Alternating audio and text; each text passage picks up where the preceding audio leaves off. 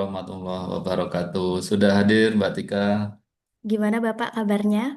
Alhamdulillah baik sehat. Alhamdulillah. Baik Bapak, dipersilakan waktu dan tempat. Ya baik, terima kasih. Bismillahirrahmanirrahim. Assalamualaikum warahmatullahi wabarakatuh. Waalaikumsalam warahmatullahi Kak Tika, suaranya ada ya? Sudah jelas Bapak. Ya baik.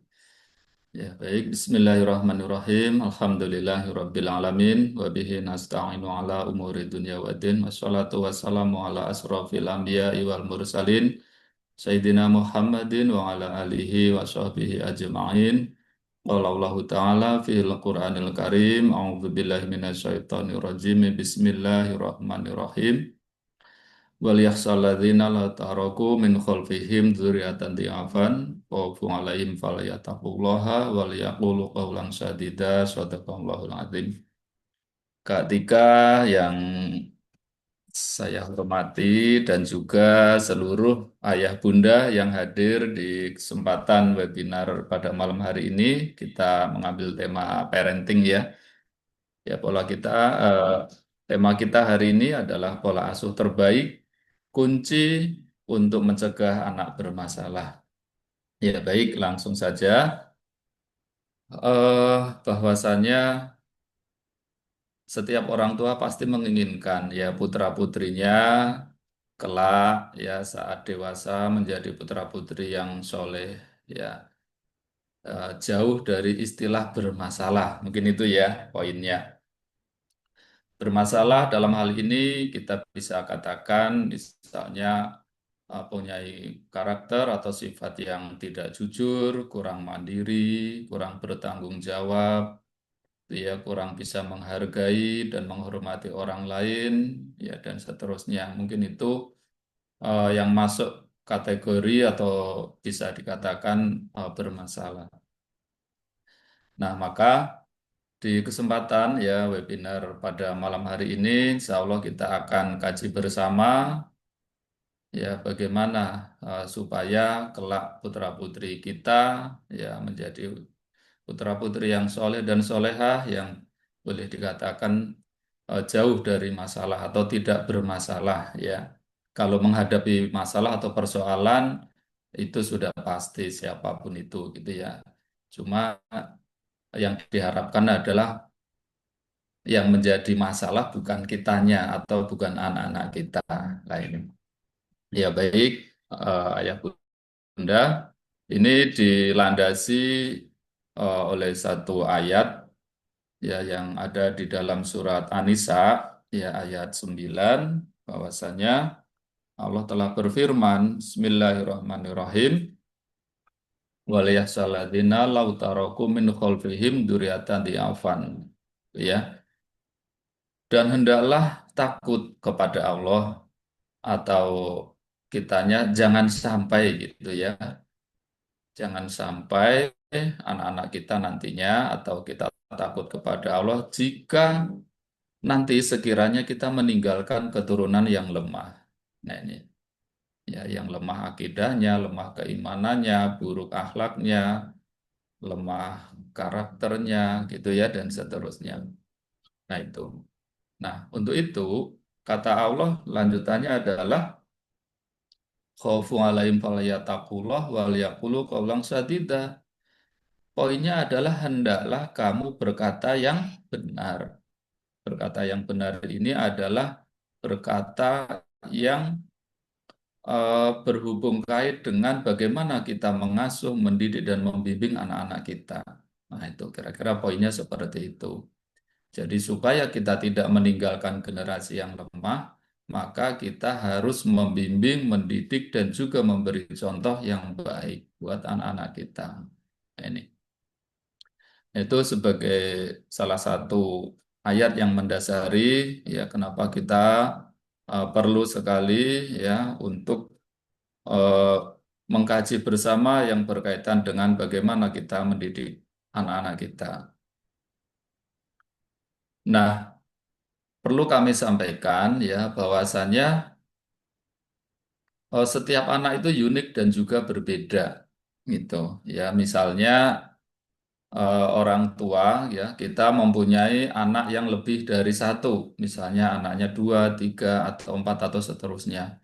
Itu sangat mungkin anak-anak kita itu mempunyai karakteristik, mempunyai sifat, mempunyai karakter, dan juga mempunyai jenis kepribadian yang berbeda-beda. Nah, seperti itu. Ya, anak kita sangat mungkin berbeda dengan temannya, gitu ya. Nah, dari mana sumbernya perbedaan itu? Ternyata sumbernya perbedaan itu adalah yang di apa namanya sumbernya adalah dominasi otaknya atau belahan otak yang berfungsi dominan.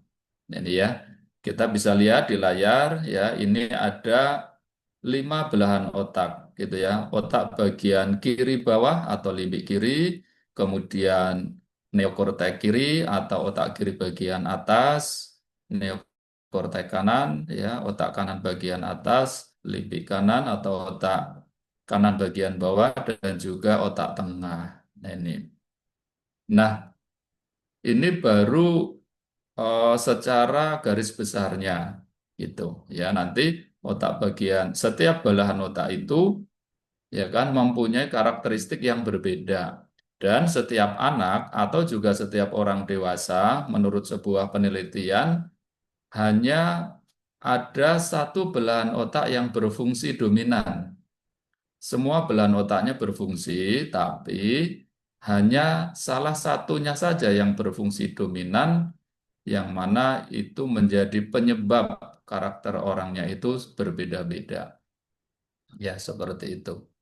Jadi kalau boleh dikatakan karakter anak ataupun jenis kepribadian anak yang berbeda itu sudah takdir dari Allah, sudah pemberian dari Allah.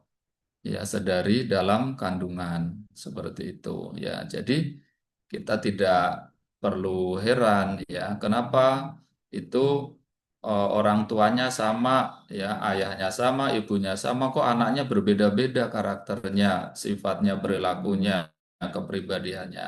Nah, itu tadi ya, karena bersumber dari belahan otak yang berfungsi dominan. Ini. Ya, ini sekedar informasi ya, karena memang ini nanti tujuannya supaya sebagai orang tua kita mafhum ya, memahami ya ternyata anak-anak itu tidak sama seperti itu. Nah, kita lanjut ya bahwasannya yang berhubung kait dengan parenting itu ya, yaitu ada satu ungkapan gitu ya, yaitu belajar di waktu kecil bagai mengukir di atas batu, belajar setelah dewasa bagai mengukir di atas air. Dalam hal ini, saya tidak membahas tentang belajar dalam arti mempelajari tentang ilmu atau yang berkaitan dengan akademik. Saya tidak membahas ke arah situ, tapi lebih membahas tentang apa yang ditanamkan dari kecil itu akan sangat membekas, itu akan sangat berpengaruh, ya. Jadi sangat berbeda dengan apa yang ditanamkan ketika anak itu sudah dewasa, seperti itu, ya. Ya, pola asuh yang diterapkan oleh orang tuanya sedari anak itu usia 0 tahun, istilahnya sedari lahir, itu sangat membekas, sangat mempengaruhi ya karakternya, kepribadiannya, sifat-sifatnya. Nah, ini bahkan dalam sebuah hadis Rasulullah ya berkaitan dengan mendidik anak ini ya ada yang berkaitan yaitu kullu mauludin yuladul alal fitrah. Ya, setiap anak itu dilahirkan dalam keadaan fitrah, dalam keadaan suci seperti itu. Ya, maka sangat tergantung orang tua yang nanti akan menanamkan nilai-nilai, yang akan menanamkan sifat-sifat yang baik seperti itu. Jadi pengaruh pola asuh yang diberikan oleh orang tua sangat besar seperti itu. Ya bahkan banyak yang mengatakan sampai 95% lebih ya pengaruh pola asuh ya terhadap karakter anak atau kepribadian anak ketika nantinya dewasa. Seperti itu. Nah, untuk itu, maka sebagai orang tua kita sangat penting untuk memberikan pola asuh yang terbaik untuk anak-anak kita. Ya, karena apa? Karena ketika telat atau ketika sudah terlanjur dewasa, itu sangat sulit merubah karakternya atau perilakunya. Nah ini, ya maka ayo kita sama-sama ya untuk membahas kembali berkaitan dengan pola asuh itu. Ya, selanjutnya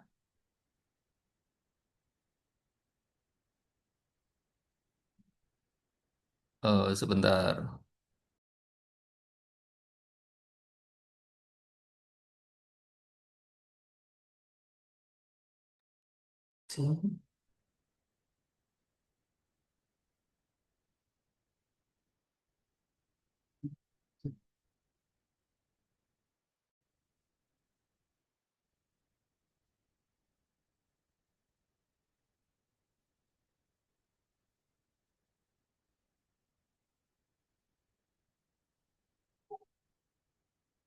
Ya, baik ya, kita lanjut.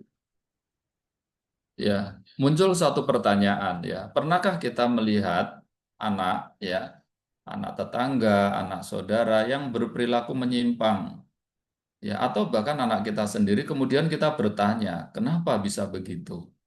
Ya, mungkin saja walaupun itu tidak terucap, mungkin kita pernah berpikir seperti itu atau mempertanyakan itu.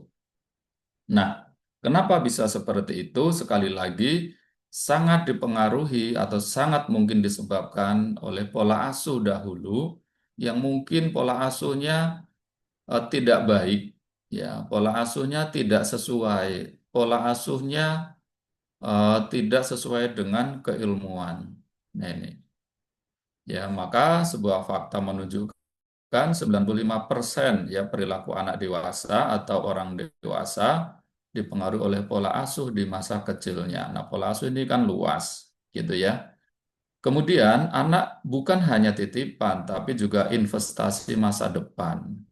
Ya, saya sedikit ingin cerita berkaitan dengan ini.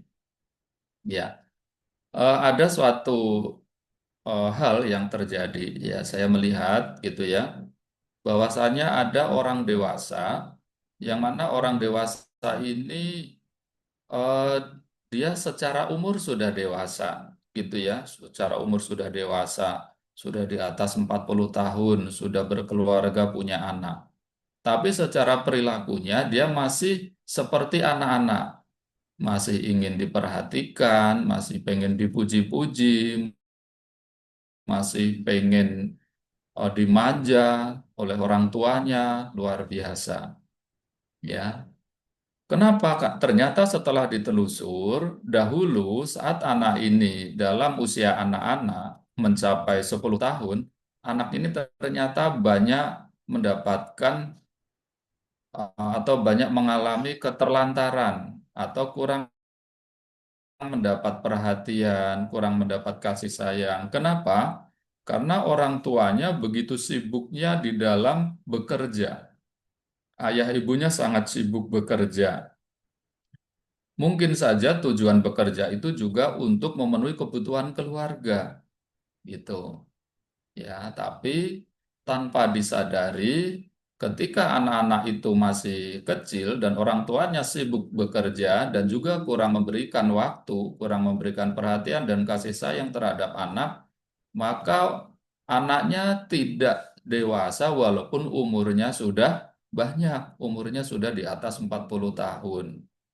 Ya, sehingga yang terjadi adalah anaknya itu boleh dikatakan menghabiskan ya dalam tanda kutip hampir menghabiskan harta kekayaan orang tuanya tadi ya, ini kisah nyata bukan dongeng gitu ya, bukan dongeng, bukan baca dari buku, ini kisah nyata seperti itu. Jadi boleh dikatakan kerja keras orang tuanya saat masih muda dahulu gitu ya, pada saat anaknya masih kecil-kecil itu ya boleh dikatakan habis sia-sia oleh anaknya yang kurang perhatian dan kasih sayang di saat kecilnya tadi. Nah ini, maka ya kan, anak itu adalah investasi masa depan atau anak itu adalah harapan orang tua seperti itu. Ya, ketika anak kita saat kecilnya kita didik dengan baik, gitu ya, kita berikan perhatian, kasih sayang dan didikan yang terbaik. Walaupun istilahnya anak itu tidak dibekali harta nantinya, maka anak itu akan menjadi eh, orang yang mandiri, yang bertanggung jawab, yang mampu dia menjadi orang yang sukses dan juga menjadi anak yang berbakti terhadap orang tuanya. Seperti itu, ya. Nah, maka ini jangan sampai gitu ya. Jangan sampai kita termasuk orang-orang yang eh, mengambil satu pilihan yang tidak baik dampaknya untuk anak-anak kita. Ya, kita terlalu sibuk bekerja gitu ya, sementara kurang memberikan perhatian, kasih sayang, dan pendidikan yang terbaik buat anak-anak kita. Nah, ini nanti akan bisa menjadi penyesalan, bahkan akan menjadi masalah di kemudian hari. Nah, ini mungkin juga ayah bunda atau semuanya yang hadir mungkin juga pernah melihat hal yang kurang lebih sama seperti itu. Ya, nah ini. Kemudian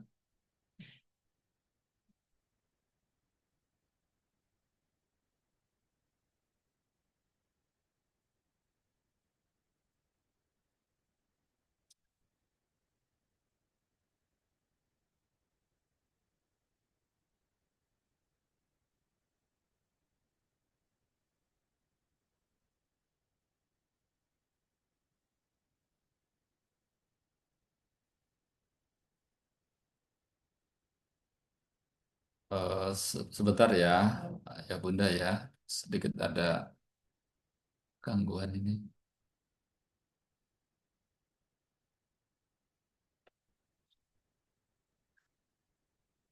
Ya, baik. Kita lanjut ya, dampak pola asuh yang belum sesuai. Apa? Ini garis besarnya saja. Pola asuh yang kurang baik bisa menyebabkan anak itu jadi kurang percaya diri, kemudian sulit mengendalikan emosi, kemudian juga rentan terhadap pergaulan bebas atau perbuatan kriminal, dan perilaku menyimpang lainnya, atau masalah-masalah yang lain. Nah, ini. Nah, sekali lagi, betapa pentingnya kita memberikan pola asuh yang terbaik untuk anak-anak kita. Nah, kemudian ini beberapa hal, ya kan, masalah perilaku anak, ya, yang menjadi penyebabnya kurang perhatian dan kasih sayang, berlebihan dalam memberikan perhatian dan kasih sayang yang mengarah kepada memanjakan anak. Jadi perhatian dan kasih sayang itu kurang, ya dampaknya nggak bagus, berlebihan juga tidak bagus. Kemudian faktor lingkungan sekitar atau pergaulan. Nah, ini. Nah, namun sebenarnya faktor lingkungan sekitar ini adalah bukan faktor paling dasar, gitu ya. Karena yang paling mendasar adalah pola asuh dari orang tuanya. Ya, perhatian, kasih sayang yang terbaik dari orang tuanya. Kenapa? Karena memang nanti saat anak kita sudah mulai besar gitu ya, apalagi sudah mulai remaja, dia tetap akan lebih baik bergaul dengan lingkungan, ya, dengan temannya, dengan lingkungan sekitarnya, seperti itu, ya. Dan kita tentunya tidak bisa mengkontrol, ya, kita tidak bisa mengendalikan lingkungan, gitu ya. Kita hanya perlu memberikan bekal terhadap anak-anak kita, ya. Maka juga yang paling penting adalah bagaimana kita memperlakukan anak kita sedari kecil. Kemudian kemajuan teknologi informasi juga turut mempengaruhi. Nah ini, ya dahulu, nah ini, dahulu katakanlah tahun sebelum tahun 2000, zaman belum ada HP Android gitu ya, belum ada gadget, maka sebenarnya banyak sekali anak-anak ya kan di masa itu tahun 2000 ke belakang ya, 2000 tahun 90, 80 dan seterusnya, itu sebenarnya banyak anak-anak itu tidak mendapatkan pola asuh yang baik. Ya misalnya anak sering mengalami kekerasan, ya dipukul, ya zaman dulu yang namanya sekolah itu masih biasa, guru itu mukul kalau muridnya misalnya kurang ikutin pelajaran atau bikin gaduh di kelas gitu ya dan seterusnya. Atau ketika orang tuanya di rumah gitu ya, orang tuanya dalam mendidik anaknya atau orang tuanya kesel itu biasa, orang tua itu mukul gitu ya, kadang ngomong keras dan seterusnya. Tapi yang menjadi beda adalah dahulu anak-anak itu masih banyak waktu yang dijadikan buat anak-anak itu bermain, bermain bersama temannya gitu ya, bermain di lingkungannya. Nah, ketika anak-anak bermain, maka anak-anak itu akan senang, dia merasakan senang, merasakan gembira yang luar biasa. Maka eh, dampak pola asuh yang kurang baik itu nyaris tidak begitu terasa pada saat anak itu dewasa. Ya, kalau simpelnya begini, dulu anaknya sering dipukul sama orang tuanya. Kalau nggak mau berangkat sekolah misalnya, nggak mau berangkat ngaji, atau sekolah nilainya jelek, ya kan, seperti itu. Atau kenakalan-kenakalan anak yang lain, orang tua zaman dulu biasa mukul anak itu, gitu ya. Kebanyakan seperti itu. Namun toh anaknya baik-baik saja, karakternya bagus juga saat dewasanya. Nah, ini yang perlu kita pahami dulu dengan sekarang berbeda. Ya, zaman sekarang anak-anak itu kebanyakan kalau ada waktu luang ya di luar waktu sekolah ya, pokoknya pada saat ada waktu luang kebanyakan anak-anak itu mainannya HP. Main HP itu tidak membuat happy, nggak membuat gembira, nggak membuat bahagia gitu ya, sehingga dampak dari pola asuh yang tidak baik itu tidak terasa. Nah ini bedanya anak-anak zaman dulu sama sekarang. Nah ini. Nah, maka bagaimana solusinya? Solusinya adalah menggunakan pendekatan yang baik, pendekatan yang positif, pujian, penghargaan pada anak, ya. Nah, ini akan membuat anak merasa didukung dan dihargai. Nah, ini ya walaupun anak baru melakukan prestasi kecil gitu ya, baru bisa melakukan hal-hal yang sederhana. Nah, pujian dan penghargaan itu akan membuat anak semakin ingin melakukan itu lagi, melakukan kebaikan lagi, seperti itu. Kemudian membangun komunikasi dengan guru atau wali kelas. Ini misalnya anak kita sudah sekolah, gitu ya. Ya, kita perlu membangun komunikasi dengan guru atau wabil khusus wali kelasnya, sehingga kita bisa langsung menanyakan gitu. Kira-kira ada problem apa sehingga kita bisa diskusi, bisa ngobrol. Oh, anak saya seperti ini, kemungkinannya dia akan lebih nyaman, dia akan lebih semangat ya dalam belajar kalau kita perlakukan seperti ini dan seterusnya. Nah, ini. Jadi penting juga sebagai orang tua kita membangun komunikasi terhadap guru atau wali kelas. Kemudian kepada anak ini juga penting kita mengkomunikasikannya dengan jelas. Ini sekaligus untuk melatih anak, ya. Jadi kalau anak melakukan kesalahan, kita tidak cukup ngomong tidak boleh. Nah, misalnya, ya misalnya anak nggak mau tidur siang, nggak boleh nggak tidur siang, harus tidur siang tanpa dijelaskan. Ya, kalau dijelaskan, ya anak akan tahu. Ya, seperti itu contohnya seperti itu. Nah, kemudian juga pentingnya kita melatih ya untuk menyampaikan keinginan dan apa yang diharapkan oleh anak terhadap orang tuanya. Nah, ini penting ya untuk melatih hal itu. Kenapa? Karena seringkali gitu ya, anak itu belum bisa menyampaikan dengan jelas, dengan baik, ya, dengan tenang, ya, sehingga kita sendiri kurang bisa memahami apa yang sebenarnya diinginkan anak. Padahal bisa jadi yang diinginkan anak juga hal yang sifatnya positif. Nah ini. Nah kemudian pentingnya kasih sayang dan kesabaran, ya. Nah ini.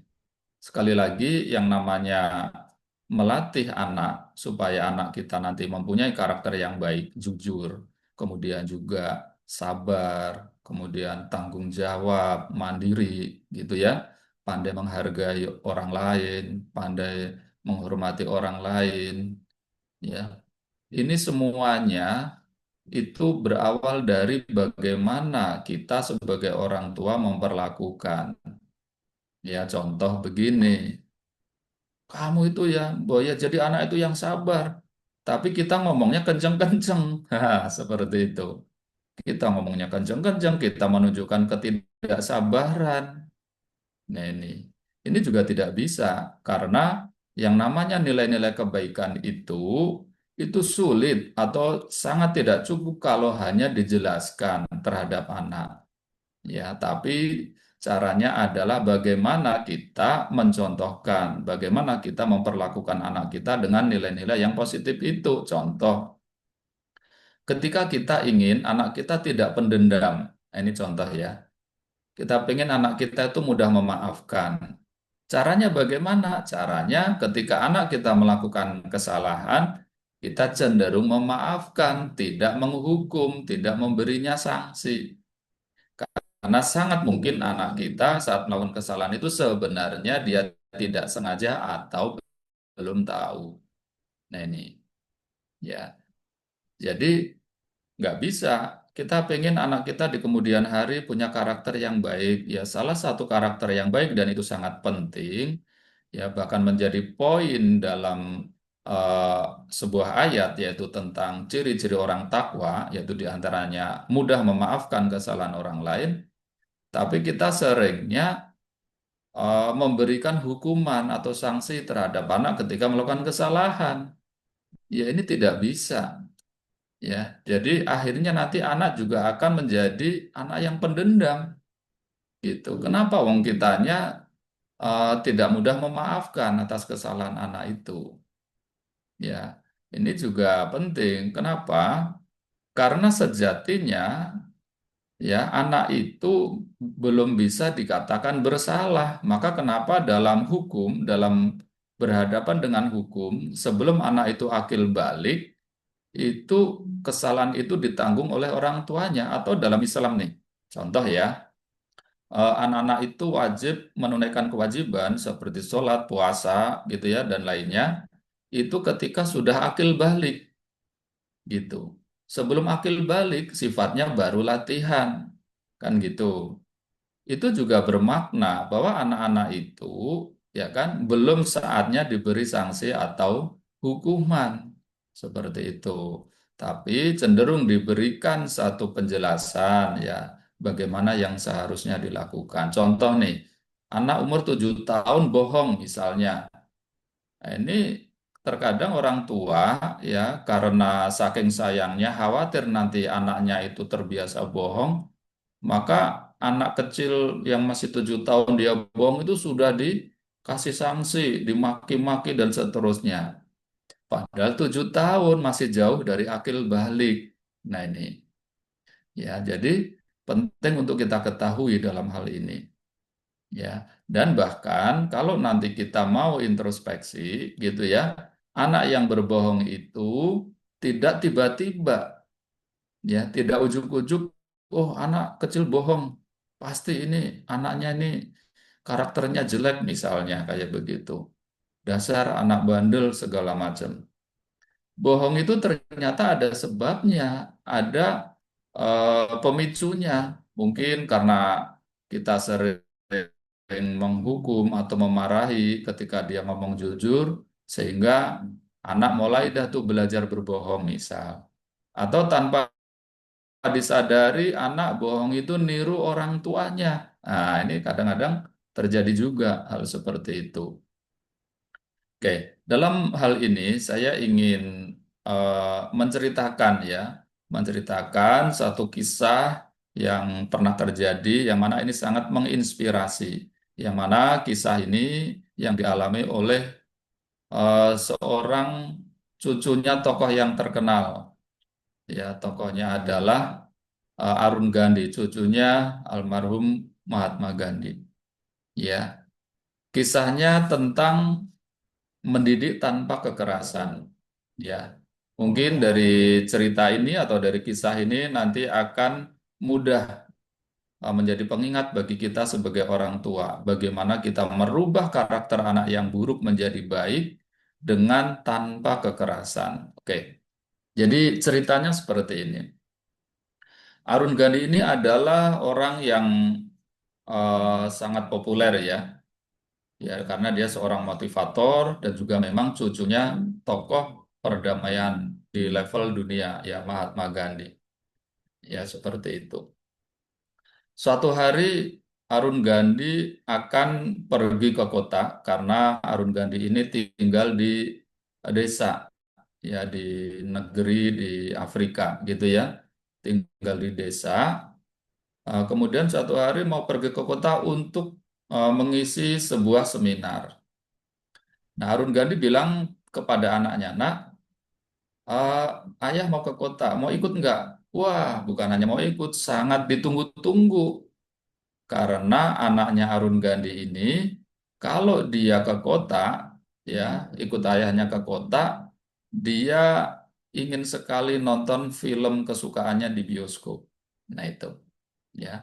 Nah, akhirnya begitu sudah sampai di tempat, ya, di kota, Arun Gandhi bilang, "Nak, nanti ayah tunggu di tempat ini, di sini. Ini jam 5 sore. Ya silakan sekarang kamu bawa mobilnya ke bengkel karena memang perlu ada yang diservis. Tapi pastikan nanti jam 5 sudah ada di sini ya, tunggu ayah di sini." Ya, anaknya bilang, "Baik ayah." Nah, oke, begitu ayahnya ini ya pergi ke tempat seminar, kemudian anaknya ini langsung bawa mobilnya ke bengkel. Setelah naruh mobilnya di bengkel, langsung nonton film di bioskop, ya film kesukaannya. Nah, kemudian singkat cerita, saking asiknya nonton, gitu ya, saking asiknya nonton lupa waktu, sehingga lupa waktu, sehingga sampai jam setengah 6 baru ingat, waduh, setengah 6 nih, posisinya masih nonton film. Akhirnya dia buru-buru eh, keluar dari bioskop dan menuju bengkel ngambil mobil. Kemudian langsung menemui ayahnya di suatu tempat yang sudah disepakati. Ya, singkat cerita, sampai tempat itu sudah jam 6 sore, jam 6 petang.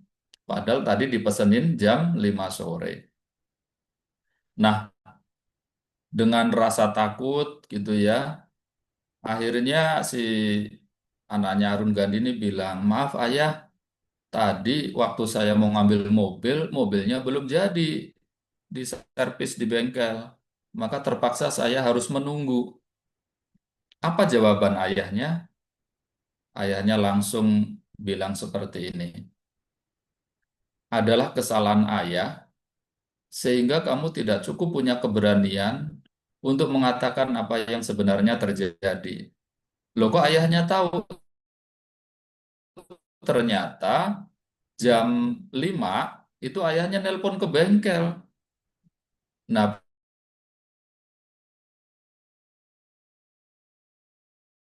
diri ayah. Ayah akan pulang berjalan kaki sampai rumah. Padahal jaraknya itu cukup jauh, berkilo-kilo. Menempuh waktu kalau jalan kaki bisa sampai 4 jam. Gitu ya. Sekitar 4 jam jalan kaki pulang ke rumah. Dengan jalan yang tidak rata, tidak ada lampu penerangan jalan. Bahkan melewatin kanan kiri kebun tebu gitu ya. Jadi luar biasa.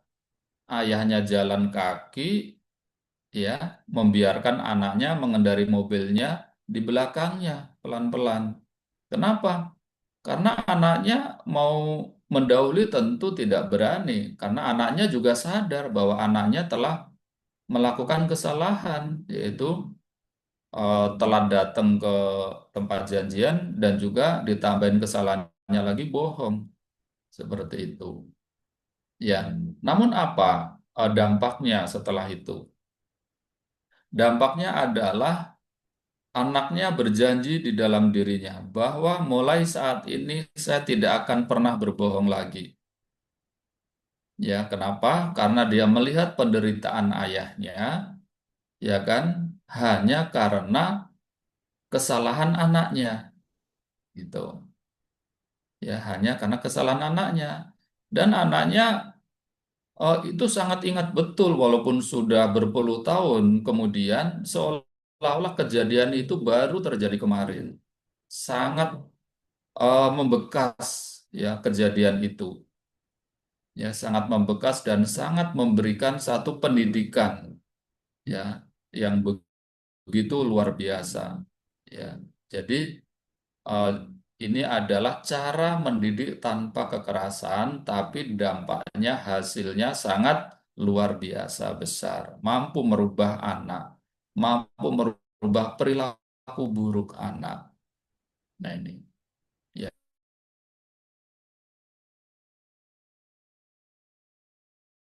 ya. Kita juga perlu menggunakan, ya, satu istilah mengalah untuk menang. Iya, seolah-olah kita mah kayak dikerjain anak gitu ya. Tapi ada istilah mengalah untuk menang. Mengalah bukan berarti kalah. Ya, mengalah demi suatu keberhasilan kita dalam mendidik anak. Kenapa? Karena begini, ayah bunda, ya. Ketika anak kita dewasa dan dia terlanjur mempunyai perilaku buruk, karakter yang buruk, suka berbohong, suka menipu, tidak bisa mengalah, kurang bisa menghargai orang lain, kurang bisa menghormati orang lain, ya, kurang bertanggung jawab, dan seterusnya. Itu nanti bukan hanya mencoreng nama kita sebagai orang tua, tapi juga dia akan memberikan dampak yang buruk kepada dirinya, keluarganya, dan lingkungannya.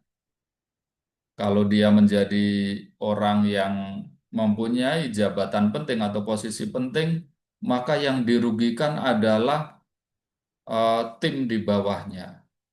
Nah ini. Karena juga yang namanya orang yang mempunyai perilaku buruk, karakter buruk itu bukan berarti dia tidak bisa mempunyai posisi yang penting, atau bukan berarti dia tidak bisa sukses dalam arti sukses mempunyai jabatan, mempunyai harta banyak, dan seterusnya. Itu beda hal. Nah ini, ya, banyak contoh-contoh, ya, di satu sisi ya orang melihat sebagai orang sukses, tapi di sisi lain ternyata dia berperilaku yang sangat buruk, merusak dan seterusnya. Nah, ini tidak terlepas dari bagaimana dia dibesarkan dahulunya oleh orang tuanya. Nah, ini sebuah kisah, ya, atau cerita tentang Arun Gandhi bersama anaknya ini.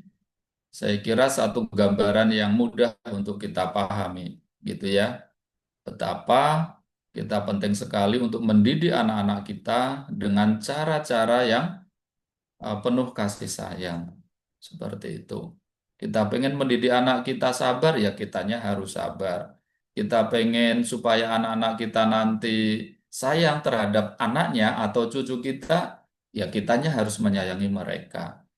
Supaya nanti anak kita pandai menghargai, menghormati orang lain, iya kita harus menghargai dan menghormati anak kita, dan seterusnya. Jadi nilai-nilai baik, akhlak yang baik itu tidak cukup dijelaskan pakai keilmuan kepada anak kita.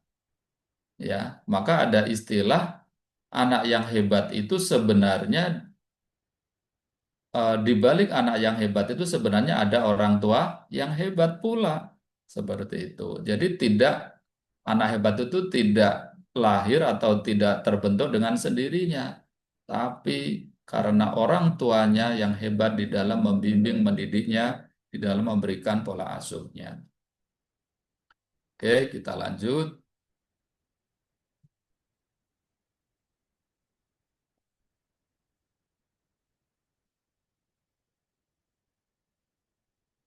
Nah, kemudian yang ketiga, mencontohkan dan mendorong agar anak eh, rutin olahraga. Nah, ini penting nih, ayah bunda. Ya, olahraga, kenapa ini ada hubung kaitnya dengan pembentukan kepribadian anak atau perilaku anak nantinya? Karena pada saat kita atau anak-anak kita olahraga, maka akan menghasilkan yang namanya hormon kebahagiaan. Ya, ada hormon endorfin, membuat happy, membuat gembira, membuat perasaan positif, gitu ya. Nah, ini penting sekali. Maka kalau zaman dulu, ya, zaman dulu mungkin anak-anak tidak begitu terbiasa yang namanya olahraga, pokoknya taunya bermain aja gitu ya. Nah, itu sebenarnya sama, bermain itu ya di usia anak itu akan memberikan dampak yang sangat positif gitu. Yang penting permainan fisik gitu ya, bukan main HP gitu. Ya, nggak seperti anak zaman sekarang ada waktu duduk, maka kita harus memberikan fasilitas ya, mencontohkan atau juga mendorong anak-anak agar dia eh, menggunakan waktu luangnya untuk sering berolahraga ya. Karena dengan olahraga itu anak jadi lebih positif ya karena gembira, karena senang, karena perasaan nyaman dan seterusnya. Nah ini sehingga nanti kalau anak itu gembira, anak perasaannya nyaman, maka hatinya lembut. Ketika hatinya lembut, maka anak mudah menerima nasihat, mudah menerima hal-hal baik karena hatinya lembut. Ya, beda kalau anak kita eh, waktu-waktunya atau hari-harinya gitu ya saat ada luang, keluangan waktu dia banyak main HP, dia tidak happy, tidak gembira. Maka nanti yang ada anak gampang marah. Nah ini gampang marah, sulit kita memberikan nasihat, sulit kita memberikan apa ya namanya ya hal-hal yang sifatnya nasihat terhadap anak. Kenapa? Karena dia tidak happy, dia tidak nyaman. Seperti itu. Ya, maka ini hubung kaitnya erat ya, olahraga dengan pembentukan kepribadian anak. Nah, kemudian, nah ini dia. Sekali lagi, bahwasanya anak itu belajar dari pembiasaan orang tuanya. Nah, ini ada buku pendek ya, kita bisa lihat. No! Stupid! Go to your room right now! What are you teaching your child? No! Mine's stupid. Children see, children learn. Bud, color on paper, not the wall. Let's clean this up. I'll get you some, okay? Your actions become their actions. Here, draw on your own paper. Learn to guide your child Barusan in a kita lihat positive. video pendek gitu ya, bahwasanya anak itu adalah ahli niru gitu ya. Ahli niru dari siapa? Dari orang terdekat, ya orang tuanya atau mungkin lingkungan terdekatnya. Tapi yang paling dekat adalah ayah ibunya, gitu ya. Ketika ayah ibunya cenderung mudah membentak, mudah menyalahkan, maka juga anak akan mudah membentak, menyalahkan temannya. Suatu ketika nanti akan mudah juga membentak, menyalahkan kita sebagai orang tuanya. Kenapa? Karena memang dia belajar dari orang tuanya. Seperti itu. Ya. Tapi sebaliknya, ketika anak cenderung dimaafkan, kemudian dikasih solusinya, gitu ya. Nah, maka ternyata anak juga akan menjadi anak yang baik, mudah memaafkan juga kepada temannya, lebih berpikir solusi. Nah, ini nih. Ya, itu walaupun contoh hal yang sederhana, tapi itulah gambarannya. Nah ini, ya ini penting sekali. Jadi dimanapun itu sama, anak cenderung mencontoh nasihat hanya memberikan dampak sedikit ketika kita memberikan contoh yang kurang baik. Nah, dalam sebuah penelitian, ya, ternyata pujian atau pelukan itu memberikan dampak yang sangat positif terhadap anak. Ya, dalam sebuah penelitian, ya, pujian atau pelukan akan membangun lebih dari 1 miliar sel kecerdasan atau sel otak, gitu ya.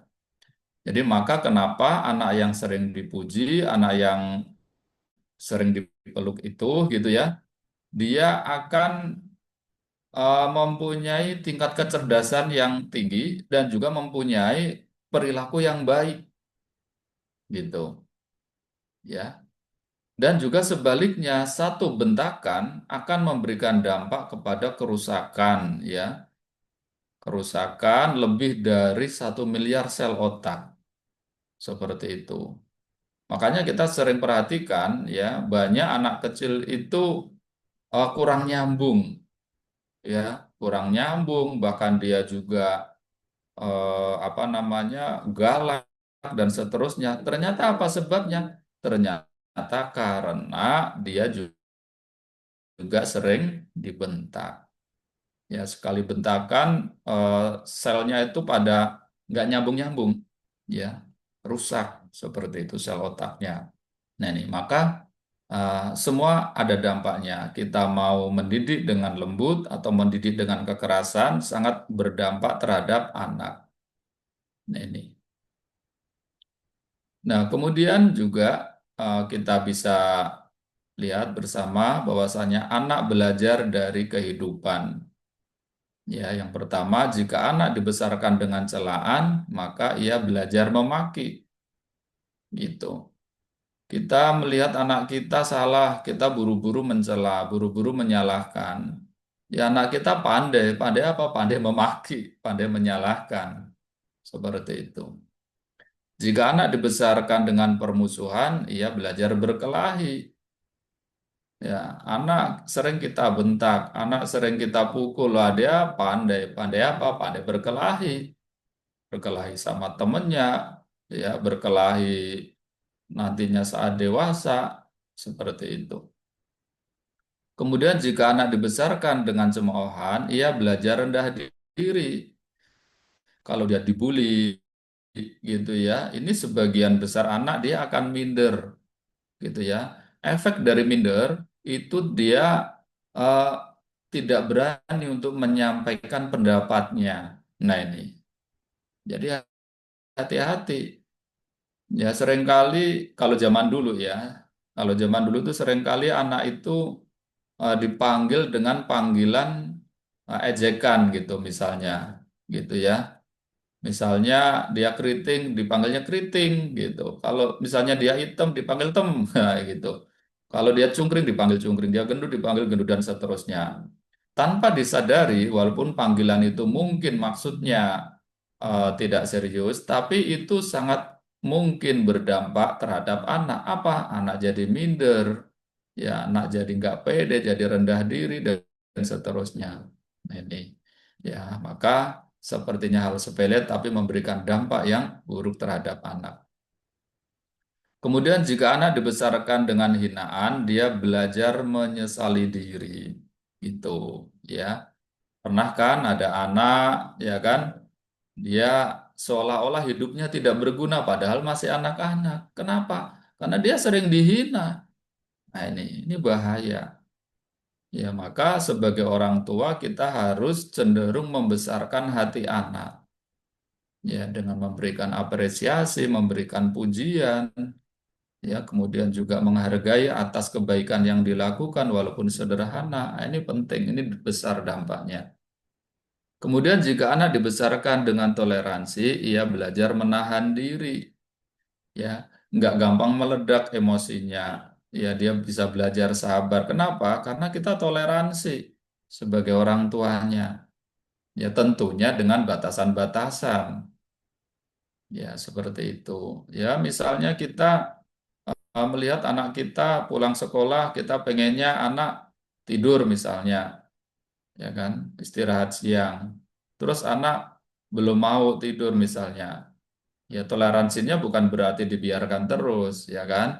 Tapi kita berikan satu penjelasan kenapa pulang sekolah ya perlu istirahat tidur ya karena bla bla diteruskan ya dijelaskan misalnya seperti itu. Kemudian ketika anak melakukan suatu kesalahan gitu ya, ya kita jelaskan ya sebaiknya begini-begini dan seterusnya. Jadi tidak cenderung dihakimi atau diberi hukuman. Oke, berikutnya jika anak dibesarkan dengan dorongan, ia belajar percaya diri. Ya, satu contoh yang sederhana. Misalnya saat anak kita masih PAUD gitu ya, kita melihat anak kita sudah bisa nulis huruf A. Nah, kita harus apresiasi itu. Alhamdulillah kamu sudah bisa nulis ya, Nak. Padahal sebenarnya kita tahu anak kita itu tertinggal karena temannya sudah bisa nulis yang lebih lebih banyak lagi. Teman-temannya sudah bisa nulis tulisan, misalnya ini papan tulis, ini buku, ini pulpen. Anak kita sebenarnya tertinggal, tapi kita memberikan dorongan. Ya, alhamdulillah nak kamu sudah bisa nulis A ya.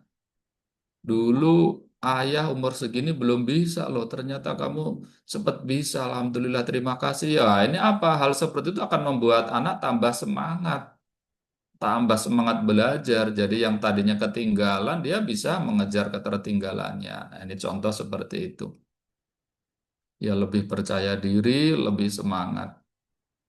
Kemudian jika anak dibesarkan dengan pujian, maka ia belajar menghargai. Nah ini ya, nggak bisa kita berharap anak kita nantinya pandai menghargai, menghormati orang lain, sementara kita sering mencela itu tidak bisa.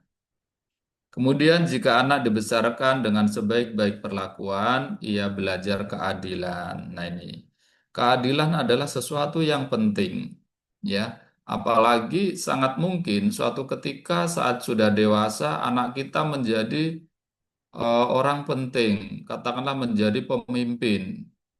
Ya, pemimpin itu harus mempunyai sifat adil. Jika pemimpin tidak mempunyai sifat adil, ya, maka pemimpin itu yang ada merusak tanpa disadari. Nah ini, ya dari mana sifat adil itu munculnya? Yaitu diperlakukan dengan sebaik-baiknya saat dia masih kecil. Nah ini, jadi tidak bisa. Nah, kamu jadi orang itu harus adil ya, sementara dia tidak diperlakukan dengan perlakuan terbaik, ya nggak bisa. Nah ini, jadi sekali lagi, apa yang dirasakan, apa yang orang tua perlakukan terhadap anak, itulah yang akan tumbuh di dalam diri anak dan berkembang. Nah ini, ya. Lanjut, jika anak dibesarkan dengan rasa aman, ia belajar menaruh kepercayaan. Nah ini, ya maka anak-anak ini membutuhkan rasa aman. Ya, rasa aman. Contoh, ya, misalnya eh, karena suatu kesalahan, ya, anak kita misalnya sudah SMP nih, sudah usia di atas 10 tahun, dia mulai belajar naik motor misalnya. Ya namanya masih anak-anak gitu kan. Misalnya anak kita ini membuat orang lain itu jatuh, tah nyerempet, tah ngerem dadak, tah salah belok dan seterusnya. Ya, nah, ini ada juga suatu kejadian nyata nih, kisah nyata biar lebih mudah untuk dipahami. Satu ketika ada kejadian ya anak yang masih di bawah 15 tahun dia naik motor. Kemudian karena belum begitu paham aturan di jalan, maka tiba-tiba waktu dia mau belok kanan, dia tidak ngesen dulu dari jauh gitu. Ngesennya udah deket, sehingga kendaraan yang di belakangnya nggak sempet ngerem gitu. Ya, atau ngerem terlalu mendadak sehingga jatuh. Ya, sehingga si anak itu disalahkan. Ya kan dipegangin, dipegang tangannya oleh orang yang ada di sekitar situ. Anak merasa ketakutan karena dia juga tahu akhirnya dia salah sehingga menyebabkan ada pengendara yang di belakangnya jatuh. Nah, saat itulah orang tuanya harus hadir. Ya, harus hadir. Pak, itu anak saya. Ya, saya yang bertanggung jawab. Dia belum tahu, mohon maaf ya, Pak. Pokoknya ini urusan saya, Pak, tanggung jawab saya semuanya. Kalau memang nanti membutuhkan berobat, ya saya yang menanggung semuanya. Itu contoh saja, ya. Jadi memastikan anak ini gitu ya merasa aman ketika ada orang tuanya. Ya, orang tuanya hadir untuk eh, memastikan rasa aman bagi anaknya. Nah, ketika itu yang terjadi, ya saat anak masih kecil dia merasa aman, maka nantinya dia akan percaya. Ya nggak gampang curiga. Karena gampang curiga ini adalah juga bisa menyebabkan masalah-masalah. Seperti itu. Ya, nah, ini. Jadi eh, selalu ada hubung kaitnya. Baik, selanjutnya, jika anak dibesarkan dengan dukungan, ia belajar menyenangi dirinya, gitu ya. Ya, maka dia akan percaya diri, dia akan bisa menerima dirinya, tidak banyak menyesal. Kan ada ya, anak itu yang namanya anak masih labil, gitu ya. Ada anak yang, aduh kok saya nggak kayak yang lain. Yang lain anaknya orang kaya, saya anaknya orang nggak punya. Yang lain begini secara fisik kok saya serba kekurangan, saya jelek dan seterusnya misalnya. Ya, jadi karena kurang mendapat dukungan sehingga anak itu kayak seolah-olah merasa kurang, sebagian seperti itu, merasa kurang, merasa jelek dan seterusnya.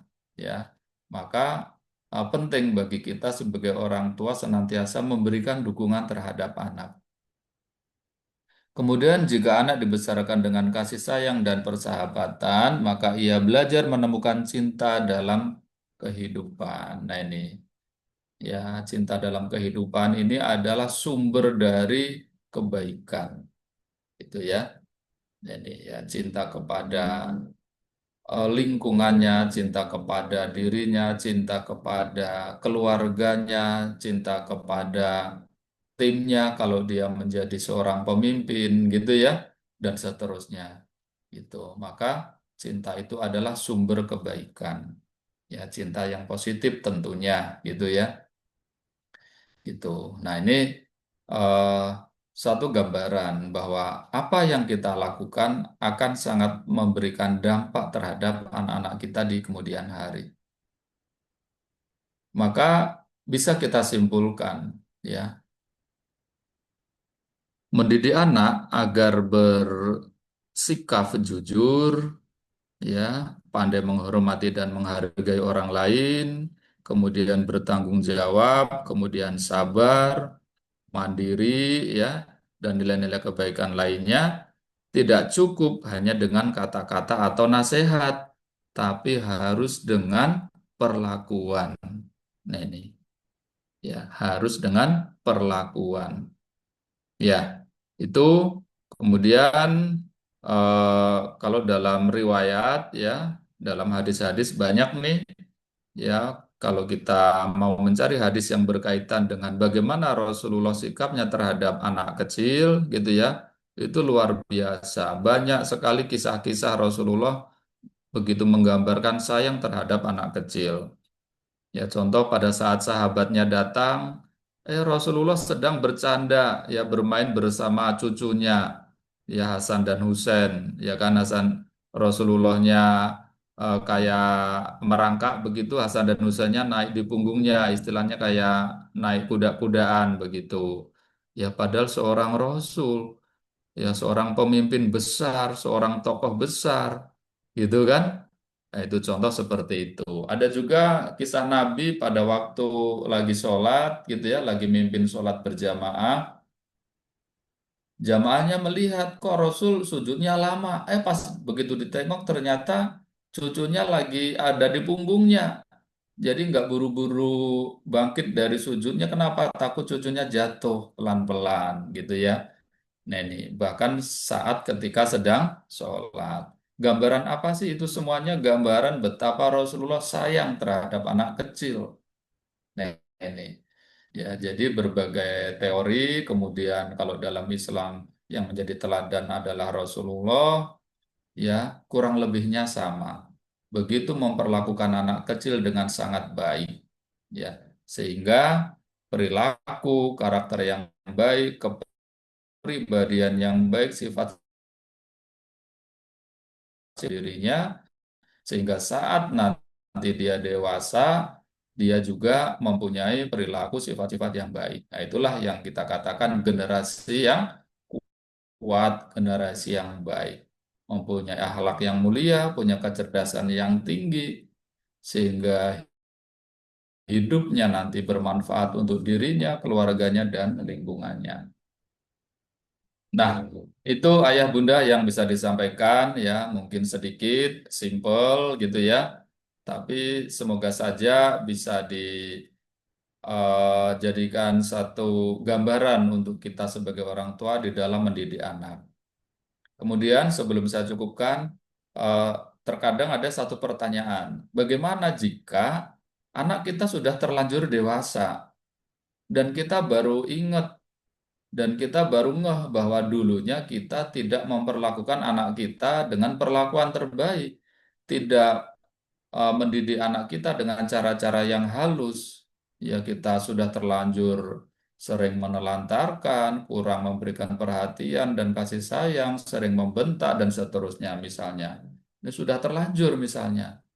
Nah, jika itu yang terjadi, maka yang ada adalah bayar hutang kasih sayang dan perhatian. Ya, apa maksudnya? Jadi walaupun anak kita sudah mulai remaja, gitu ya, ya kita perlakukan dengan yang sangat baik, bayar, harus kita bayar itu perlakuan yang baik itu. Ya, kasih sayang dan perhatian itu harus kita berikan, walaupun telat, lebih baik telat daripada enggak. Seperti itu. Istilahnya yang paling penting nih, yang paling penting sebelum anak-anak kita menikah sudah mempunyai karakter akhlak yang baik. Sudah punya akhlak yang baik, karakternya baik, perilakunya baik. Itu minimal sebelum menikah. Kenapa? Nah, ini dia. Dalam persyaratan nikah atau persyaratan menikahkan anak, ya, ini ada disebut soleh dan soleha. Ya, ini nanti ada hubung kaitnya. Bismillahirrahmanirrahim. Wa angkihul ayyama minkum wa sholihina min ibadikum wa imaikum dan seterusnya. Dan nikahkanlah orang-orang yang sendirian dan yang soleh dan soleha. Nah, ini penting sekali. Yang penting sebelum menikah. Karena apa? Karena kalau anak-anak kita belum soleh, belum soleha, masih berperilaku buruk, gitu ya, suka bohong, kemudian kurang bisa menghargai, kurang adil, kurang sabar, dan seterusnya. Dan dalam kondisi seperti itu anak kita menikah, maka sangat mungkin nanti setelah menikah sulit dia untuk memperbaiki diri, sulit berbenah, gitu. Ya, kenapa? Karena setelah orang itu menikah, orang itu akan mempunyai tugas yang lebih besar, tanggung jawab yang lebih besar, dan seterusnya. Nah, ini. Ya, maka kenapa ayat nikah itu, ya kan, di situ disertakan atau syarat anak yang dinikahkan itu dia soleh dan soleha, gitu ya. Wa ankihul ayyama minkum, dan nikahkanlah orang-orang yang sendirian, wa solihina, dan yang soleh dan soleha. Nah, ini ya.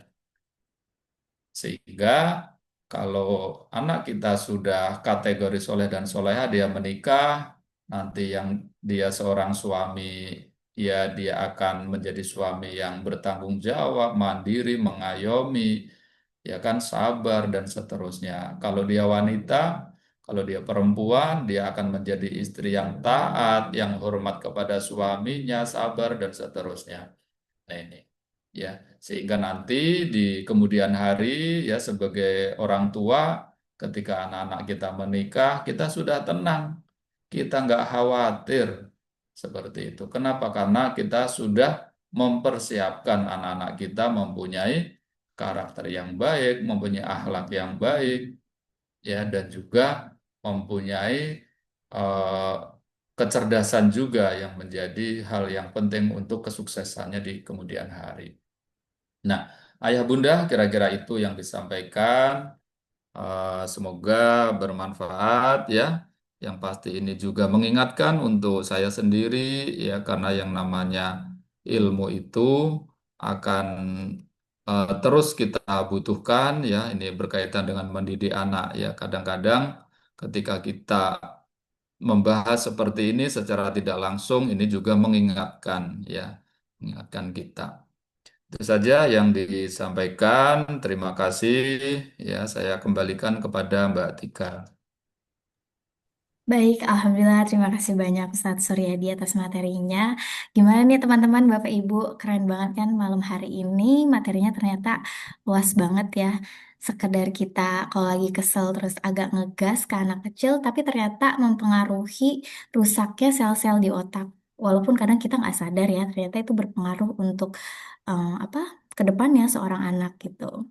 Jadi saat ini saya mau membuka sesi tanya jawab bagi Bapak Ibu dan juga teman-teman yang ingin bertanya ataupun berdiskusi. Nah, malam ini waktunya karena ini waktu yang tepat untuk kita sesi tanya jawab mengenai tentang apa namanya parenting bersama Ustadz Riyadi dan bonusnya untuk 5 orang pertama penanya, 5 orang penanya di awal akan saya kirimkan sertifikasinya pada malam hari ini. Jadi langsung aja kita buka sesi tanya jawabnya. Pertama ada dari Kak Iqbal Anggia Yusuf. Halo, Assalamualaikum Kak Iqbal. Waalaikumsalam warahmatullahi wabarakatuh, Kak Tika. Baik, dipersilakan Kak kalau ingin bertanya. Iya, terima kasih Mbak Tika dan juga Ustadz yang sangat luar biasa menyampaikan materinya. Dan kebetulan saya bersama istri saya menyimak Ustadz dan Ustazah materi yang disampaikan oleh Pak Ustadz. Untuk pertanyaannya berkaitan dengan sudah saya tuliskan di chat, tapi saya sampaikan kembali. Kapan kita sebagai orang tua bersikap tegas kepada anak? Terkadang suka dilema, Ustadz. Dilemanya itu antara ingin tetap bersikap lemah lembut, ya tidak ingin menampakkan rasa kesal, tidak ingin menampakkan muka yang judes, yang kesel lah begitu, dengan sikap kita harus tegas kepada anak begitu, Ustadz. Nah itu bagaimana Ustadz? Kapan kita harus tegas? Dan apakah memang harus tetap muka wajah kita meskipun anak salah itu tetap harus kita tenang, kemudian tidak menunjukkan ekspresi yang kesal begitu. Terima kasih itu saja Pak Ustadz dan Ustazah. Assalamualaikum warahmatullahi wabarakatuh. Waalaikumsalam warahmatullahi wabarakatuh. Ya baik. Maaf dengan Bapak siapa tadi ya? Dengan Iqbal Ustadz. Pak Iqbal. Pak Iqbal tinggal di mana nih? Di Tasikmalaya Ustadz. Di Tasik. Baik. Anaknya umur berapa tahun, Pak Iqbal? Sebenarnya sih masih kecil Ustadz, baru 2 tahun. Tapi kami, saya dengan istri ingin berkomitmen ya ingin dari sekarang lah mempersiapkan begitu. Baik, baik. Masih 2 tahun ya. Masih 2 tahun itu masih dia tahap 1 ya 7 tahun tahap 1 kan mendidik anak itu ada 3 tahap 0 sampai 7 tahun ya diperlakukan seperti raja 8 sampai 14 tahun diperlakukan seperti tawanan perang kemudian 15 sampai 21 tahun diperlakukan seperti sahabat. Itu versi Ali bin Abi Thalib, sahabat Rasul yang dikenal ilmunya luas, gitu ya, Pak Iqbal. Jadi, jangankan masih 2 tahun, gitu ya. Di bawah 21 tahun pun, ketika kita mampu mengendalikan emosi kita untuk tidak marah, tidak bentak, itu adalah yang terbaik. Begitu. Ya, itulah cara yang paling efektif mendidik anak supaya anak nantinya menjadi anak atau orang yang sabar. Seperti itu. Tapi saya paham biasanya ya yang sangat sulit adalah mengendalikan emosi kita. Gitu ya. Kenapa? Karena kita merasa sebagai orang yang telah membesarkan, membiayai dan seterusnya. Jadi kalau pertanyaannya kapan kita harus tegas gitu ya? Tegas itu bukan berarti harus marah atau harus membentak. Tegas itu dengan ucapan yang cukup jelas saja juga sudah cukup, gitu ya misalnya. Jadi eh, suatu saat nanti saat anak kita sudah dewasa, dia bisa jadi baru mengerti, baru menyadari kenapa dulu ayah saya itu, ibu saya itu begitu sabar seperti itu. Ya, jadi sebisa mungkin memang kita menahan emosi, itu menahan emosi. Dan hikmahnya adalah, nah ini, ketika kita, jadi gini. Jadi sebenarnya persoalan kita adalah atau masalah itu sering menjadi besar, ya, masalah kecil jadi besar, masalah besar jadi fatal, itu sebenarnya lebih karena kita sering tidak berhasil mengendalikan emosi kita sendiri. Begitu. Ya, benar nggak kira-kira Pak Iqbal nih? Ya, begitu Ustadz. Jadi, Nah, oh ya, saat kita punya anak, nah ini, saat kita punya anak, itu adalah wasilah atau sarana kita melatih kesabaran.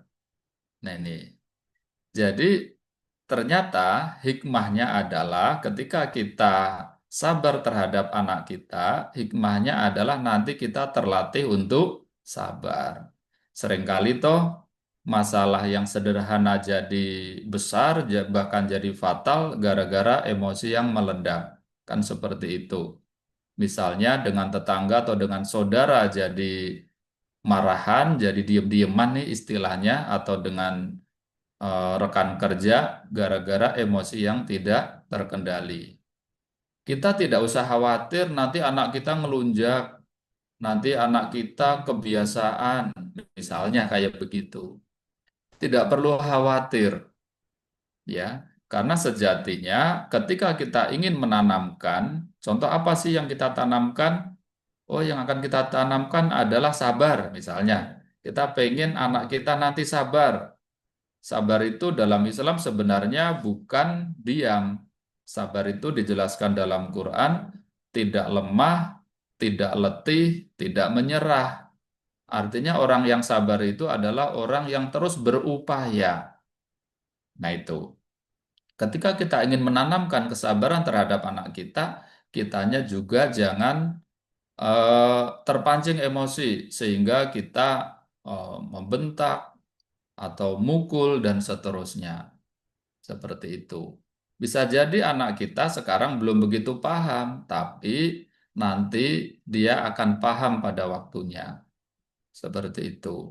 Ya, begini saya ingin gambarkan.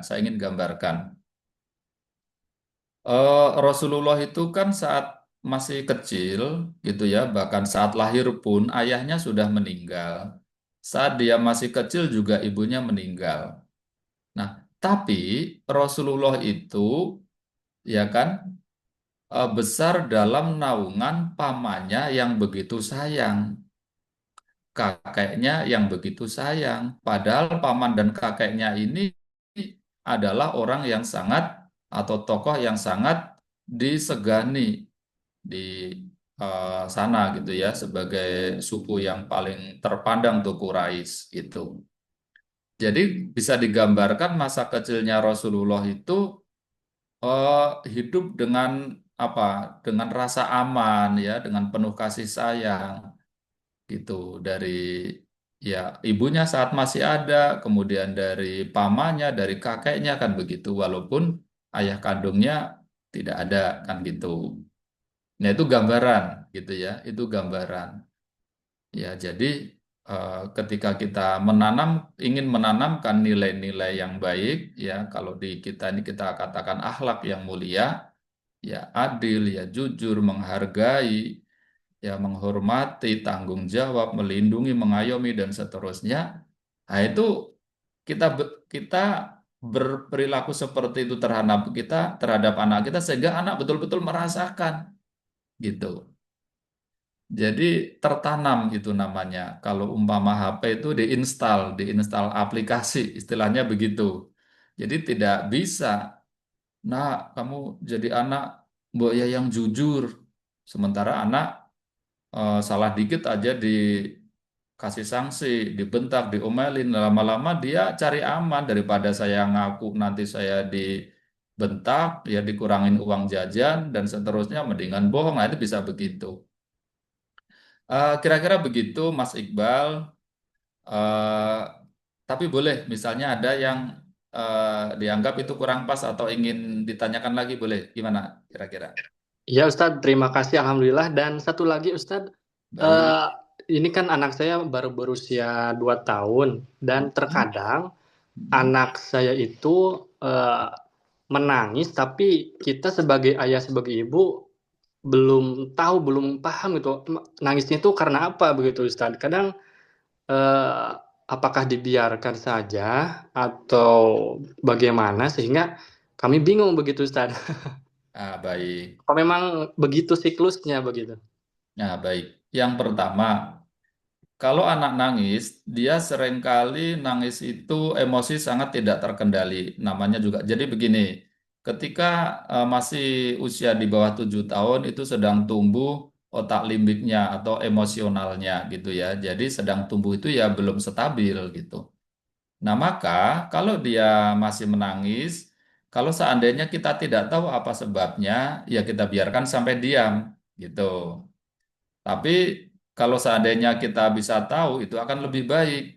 Oh, misalnya dia nangis karena minta mainan, gitu. Ya, kita carikan mainannya kan gitu. Bisa. Nah, tapi kalau memang kita tidak tahu nih kok tiba-tiba nangis misalnya.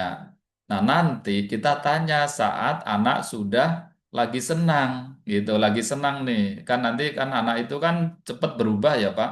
Sekarang nangis, bisa jadi semenit lagi dia udah ketawa-ketawa, kan istilahnya begitu. Begitu cepat perubahannya. Nah, saat anak itu senang, baru kita tanya, kakak, tadi kok nangis? Kenapa ya? Ayah nggak tahu. Kakak minta apa sebenarnya? Nah, jadi ditanyanya jangan saat nangis. Gitu. Kenapa? Karena saat anak itu nangis, emosinya tidak stabil. Kalau ditanya-tanya bisa jadi dia malah kesal, malah nangisnya kenceng kan begitu, Neni. Begitu, Mas Iqbal. Anaknya masih kecil, masih muda nih berarti Mas Iqbalnya nih. Ya Ustadz, ini lagi belajar. Mudah-mudahan Ah, dari kecil bisa terbiasa untuk baik. Terima kasih Ustadz. Ya, sama-sama Mas Iqbal. Terima kasih juga. Dikembalikan pada Kak Tika. Alhamdulillah baik. Terima kasih Pak Iqbal sudah bertanya. Ini tadi jawaban dari Ustadz juga saya jadi belajar ya Pak Ustadz. Ternyata kalau punya anak tuh nggak segampang itu. Walaupun kelihatannya Nah, kok lucu nih anak kecil. Tapi kalau udah bikin emosi juga ini ya menguji kesabaran. Oke, selanjutnya ada pertanyaan dari Ibu ya Dea betul. Melati. Assalamualaikum warahmatullahi wabarakatuh. Anak saya usianya 4 tahun, Ustadz. Ya Allah, saya Mm-mm. sebagai orang tua sama sekali jauh dari kata sabar, bahkan selalu marah. Suka membentak anak saya, dan benar apa kata Ustadz, sel otak anak saya sudah rusak. Bahkan anak saya galak sama temannya sendiri dan susah dinasehati. Bagaimana Ustadz kalau sudah begitu? Baik. Dengan Ibu siapa tadi? Dengan Ibu Dea. Ibu Dea. Ibu Deanya ada nih. Ada, cuma tadi saya tanya apakah mau bertanya langsung. Eh, beliau Ah, bilang tadi mendengar apa yang disampaikan Ustadz, beliau jadi sedih. Mungkin karena ingat anaknya ya, karakter gitu. anaknya gitu. Ya, Jadi tidak baik. Ya. menyampaikan langsung. Usianya masih 4 tahun, Mas. Jadi masih sangat belum terlambat. Bahkan masih mudah, begitu. Ya. Jadi tenang, nggak usah panik, nggak usah khawatir. Yang penting kita terus berlatih untuk sabar. Ya, kan sudah tahu nih sekarang kalau kita marah, kalau kita mudah marah, mudah membentak atau mukul, ya atau istilahnya mendiamkan anak dan seterusnya, nanti anak berperilaku buruk, kita juga yang malu. Dan yang paling nanti bisa menyakitkan ketika anak kita membentak kita sebagai orang tuanya. Kenapa anak membentak orang tuanya? Karena dulu dia sering dibentak, kan begitu sebenarnya. Tapi tenang saja, masih 4 tahun, masih sangat mudah berubah. Gitu. Yang penting nih, kita kayak semacam bayar. Bayar nih, ya. Kalau idealnya nih, idealnya anak itu, kan anak nih, untuk menghaluskan eh, eh, untuk melembutkan hatinya, ini begini rumusnya. Nasihat kita atau ilmu akan mudah masuk ke anak kalau hatinya lembut, kan gitu. Hatinya lembut kalau anak itu cenderung sering dibuat tentram, nyaman, senang, gembira. Nah, salah satu yang efektif untuk membuat anak itu nyaman, anak sering dipeluk, sering dicium, apalagi masih 4 tahun gitu ya, masih 7 tahun pertama gitu.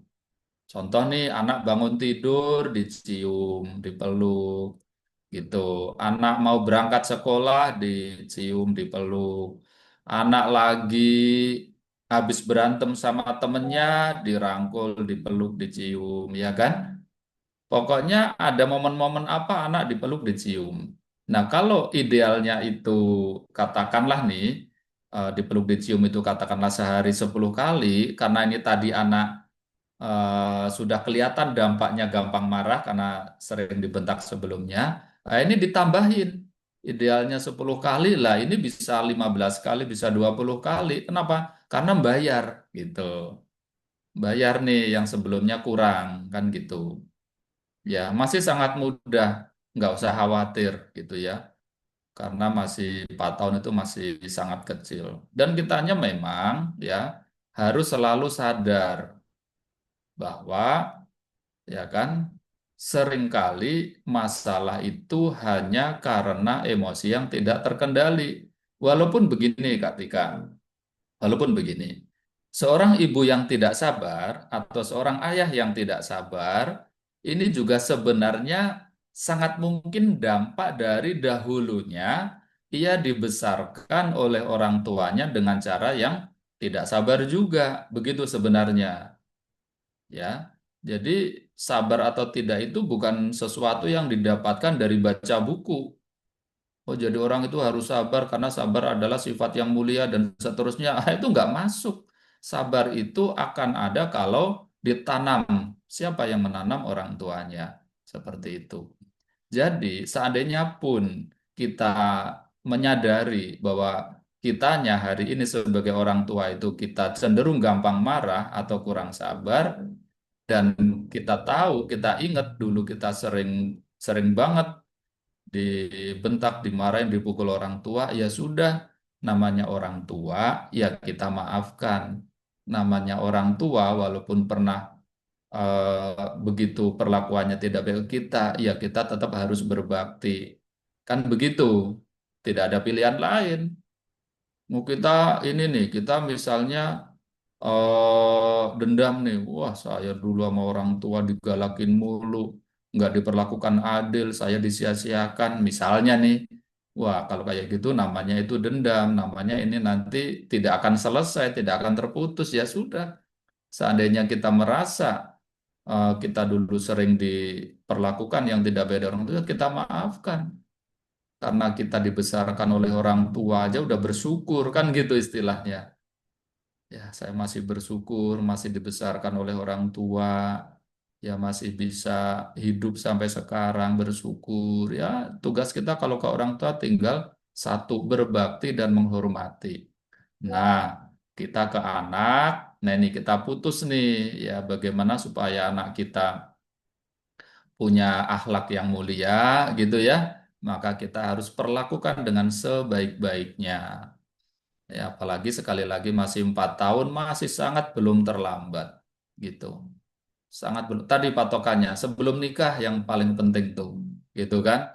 Kalau terlanjur anak sudah menikah, akhlaknya belum baik, ini susah nanti dibenahi. Nah, begitu. Karena memang sampai ada ayatnya, yang dinikahkan itu yang soleh dan soleha. Artinya tugas orang tua lah mempersiapkan anak-anaknya ya sebelum nikah itu soleh dan soleha. Gitu Mbak Tika yang bisa dijawab dari pertanyaannya. Oke, baik, Bapak barusan ada tambahan dari Ibu Dea. Beliau sampaikan, maaf, anak saya pun sudah terkena maaf mentalnya karena dia sudah sebenarnya ibu ini sudah punya anak bayi lagi, namun anak yang 4 tahun tadi tidak bisa menerima gitu, Pak. Oh ya, betul. Jadi begini persoalannya. Jadi ketika anak yang pertama ini kurang kasih sayang dahulunya, kemudian dia punya adik, dia kayak nggak nerima. Kenapa? Karena dia kan masih butuh banget, haus banget tadi perhatian dan kasih sayang itu, gitu. Ya itu wajar, tapi nggak usah khawatir ya. Yang penting begini, yang penting begini. Tadi efektif sekali itu yang gede tadi, ya yang gede tadi itu, yang 4 tahun itu sering dipeluk, sering dicium dan sering orang tuanya minta maaf. Kakak, maaf ya, Bunda dulu suka galak, maafin Bunda ya, sambil dipeluk, sambil dicium, sambil dibelikan makanan atau mainan kesukaan. Kayak gitu terapinya. Terapi itu tidak sekali berubah, terapi itu butuh waktu, butuh kesabaran, butuh konsisten. Itu namanya terapi, gitu. Ya. Nanti apalagi kadang begini nih, sempatkan waktu ya berdua dengan yang gede ini, nyayang-nyayang, ya meluk-meluk, nyium-nyium, ya kan, bikin senang yang gede. Misalnya yang kecil lagi berbagi tugas, lagi diajak ayahnya, misalnya kayak gitu, gitu. Enggak sulit, baru 4 tahun, masih sangat belum terlambat, gitu Kak Tika. Baik, Alhamdulillah. Halo, Assalamualaikum Bu Dea. Semoga tadi apa yang disampaikan oleh Ustadz Suryadi, Ibu Dea menyimak dan semoga setelah mengikuti tadi saran dari Ustadz Suryadi, nanti anaknya lambat laun akan baik ya jadi karakternya insya Allah. Oke, selanjutnya tadi dari Pak Iqbal, istrinya ingin bertanya juga Pak. Baik, Dipersilakan. boleh. Assalamualaikum warahmatullahi wabarakatuh, Ustadz. Waalaikumsalam warahmatullahi wabarakatuh. Iya, bagaimana? Maaf ya Ustadz, saya off-cam. Nggak apa-apa Ibu. Iya, Silakan. ya, nggak apa-apa. Eh, Sebelumnya saya punya adik. Mhm. Memang ibu dan bapak saya itu kalau anak sekarang bilangnya didikan POC ya Ustadz. Gitu ya. Nah, adik saya ini baru SMP kelas 2, perempuan yang bungsu. Mhm. Tapi saya lihat itu memang sepertinya ada yang kena gitu. Kalau diajak ngobrol kadang murung, tertutup. Bahkan ketika saya tanya dalam hal pertemanan di sekolah, dia merasa kayak kurang pantas gitu berteman dengan orang, ya seperti itulah Ustadz. Mhm. Nah, saya mau meminta tips atau mungkin saran dari Ustadz, Mhm. bagaimana supaya adik saya ini bisa ya lebih baik lah Ustadz. Sedangkan kalau misalkan sebenarnya saya sih sudah mencoba berdiskusi dengan orang tua saya mengenai hal tersebut. Hanya saja memang hasilnya tidak sesuai yang saya harapkan. Mhm. Jadi sebaiknya saya seperti apa gitu Ustadz. Mhm. Ya, terima kasih Ustadz. Baik. Jadi begini, cara yang efektif ya untuk apalagi ini anak sudah usia SMP ya. Yang pertama tahapannya, tahapannya dibaikin, dibaikin oleh yang paham tentunya tadi Mbak ya. Dibaikin, ya dibaikin itu dalam berbagai hal. Ya kadang diajak cerita gitu ya. Mbak cerita-cerita biar nanti dia terpancing untuk curhat gitu. Ya mungkin bisa juga dibaikin dengan diberi hadiah. Misalnya di hari spesial nih, misalnya pas ulang tahun dia diberi hadiah misal. Atau pas ada rezeki sengaja ngasih hadiah, Alhamdulillah nih kakak lagi dapat rezeki, ya saya pengen berbagi kesukaannya dia. Ini tahapannya nih ya. Nah setelah udah merasa dekat, ya nanti yang sangat efektif adalah diajak sering olahraga. Nah dicari tahu nih kesukaannya apa olahraganya, apa main voli, apa bulu tangkis, atau olahraga yang lainnya gitu ya. Nah, kenapa olahraga? Nah ini, karena olahraga itu akan memunculkan atau akan menghasilkan yang namanya hormon kebahagiaan. Minimal ada 3 tuh hormon kebahagiaannya yang bisa muncul dari olahraga gitu. Apa saja nama hormonnya? Yang pertama hormon endorfin, yang fungsinya adalah meredakan nyeri secara alami dan pemicu perasaan positif serta rasa nyaman. Nah, itu. Kemudian juga olahraga bisa memicu peningkatan dopamin yang memberikan rasa senang dan hormon serotonin yang membantu mengatur suasana hati. Nah, itu kan tadi dia murung terus merasa tidak layak berteman dengan temannya dan seterusnya. Itu kan boleh dikatakan dia nggak pede atau bahkan sangat tidak pede, minder banget gitu kan? Gitu.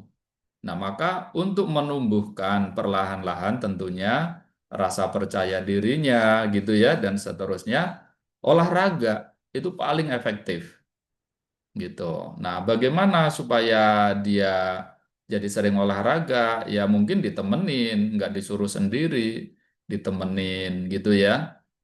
Temenin olahraga rutin. Ya, misalnya olahraganya karena ini sifatnya itu terapi gitu ya. Terapi itu tadi perlu rutin ya, konsisten gitu ya, tapi juga butuh waktu yang tidak sebentar. Misalnya olahraganya ya minimal nih minimal 2 minggu sekali gitu kan.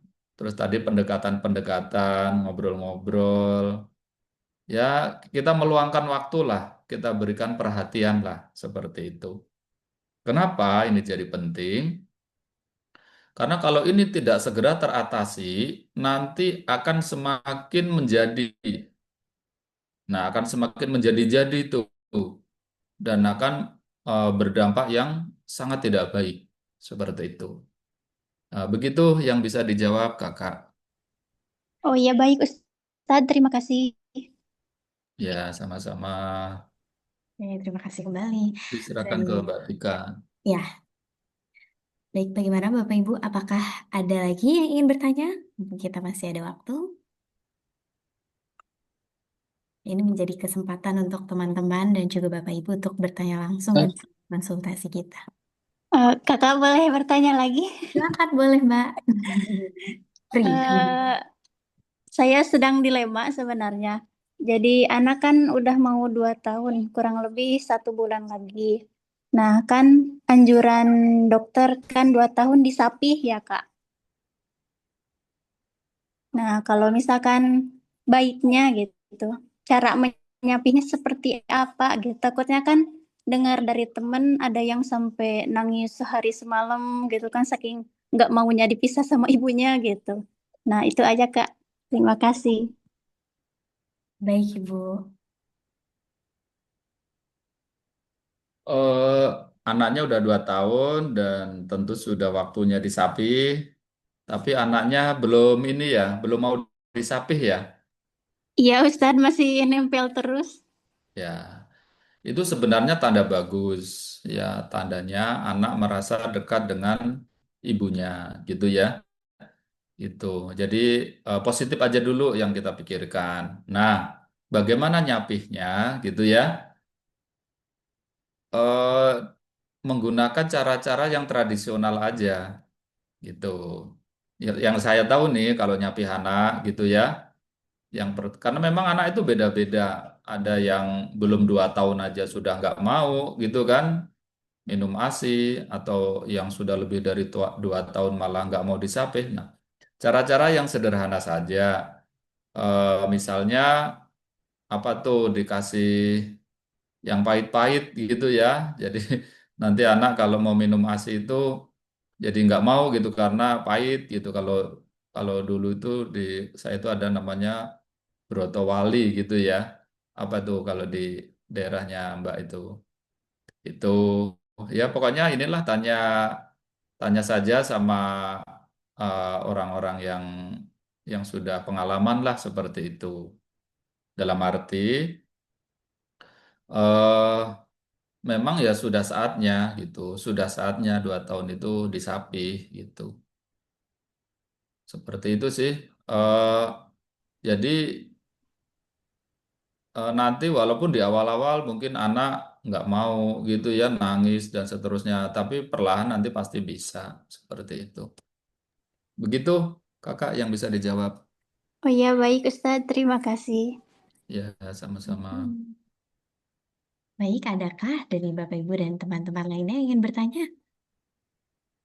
Oh ya, izin informasi juga. Jadi di Baiti Janati Center ini kami membuka konsultasi untuk itu ya Pak, untuk parenting, kemudian juga pranikah, kemudian juga kalau yang ingin berkonsultasi terkait permasalahan keluarga juga bisa. Jadi teman-teman nanti bisa menghubungi call center dari Baiti Janati Center. Eh, Baik, iya Bapak, Kak bagaimana? Dika gini ya, kalau nggak ada yang tanya, ya saya Ya, ingin tambahkan sedikit ya, ya silakan Bapak. untuk penegasan saja. Jadi begini, ya hari ini mungkin kita sering melihat gitu ya, melihat di medsos khususnya atau melihat di TV atau di media lainnya atau bahkan melihat langsung di lingkungan bahwa ada orang-orang yang mempunyai perilaku yang buruk. Perilaku yang buruk itu merugikan dirinya, merugikan keluarganya, merugikan lingkungannya, gitu ya, dan seterusnya. Ya, kan sekarang juga banyak ya perilaku-perilaku yang buruk itu, misalnya kriminal, gitu ya, kemudian nipu, pergaulan bebas, dan seterusnya. Nah, hal seperti itu, faktor terbesarnya karena dia kurang kokoh secara karakter, ya, secara mental, secara akhlaknya, dan kurangnya kokoh tadi karena masa kecil, gitu. Karena masa kecil, ya. Nah, maka mumpung anak-anak kita masih berada dalam bimbingan kita, anak-anak kita belum menikah, ya, belum mandiri, ya. Artinya mandiri ini kita katakan yang kita maksud adalah menikah gitu. Ini kita harus betul-betul sabar ya, ikhlas di dalam membimbing, di dalam mendidik, ya, seperti itu. Ya, supaya apa? Supaya tidak terjadi penyesalan di kemudian hari. Saya banyak mendapati, bahkan ada orang tua yang sampai diancam sama anaknya sendiri, sampai orang tuanya pergi dari rumah, pergi jauh dari rumah, gitu ya. Kenapa? Takut sama anaknya sendiri, diancam mau dibunuh, Masya Allah. Itu saya dengar langsung seperti itu, ya. Kenapa ini terjadi?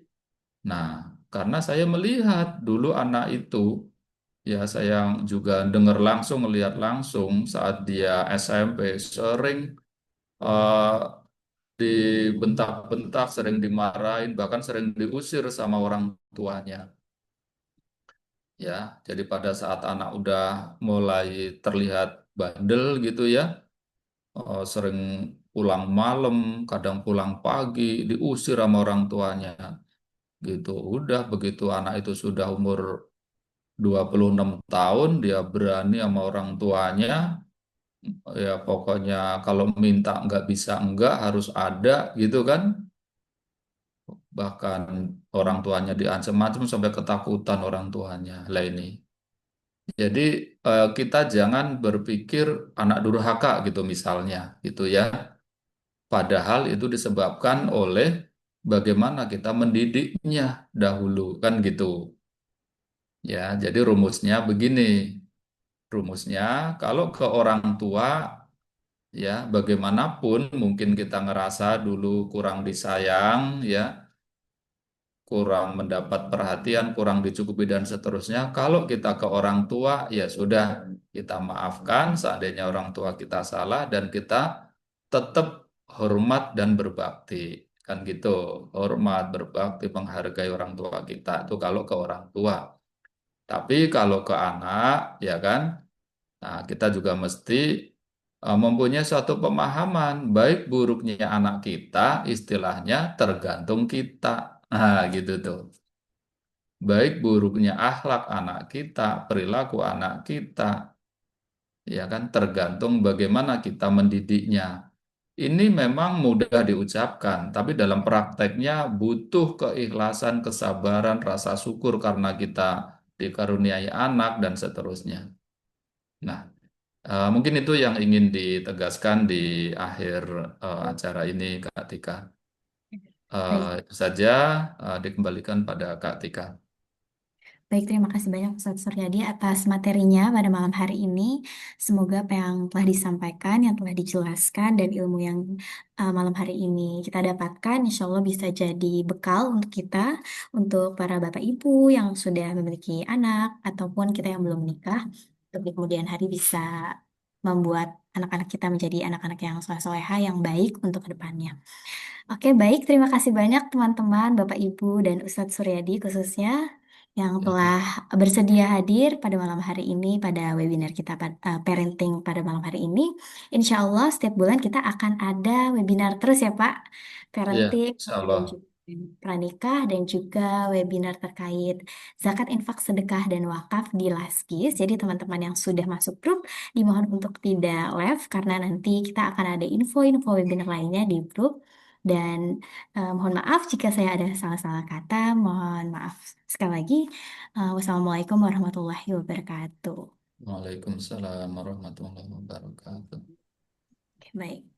Ya, Oh, baik. ada yang belum masuk grup ya? Oke, baik. Nanti saya masukin ke grup. Bisa dihubungin nomor saya, Bapak Ibu yang belum masuk grup, di 0896.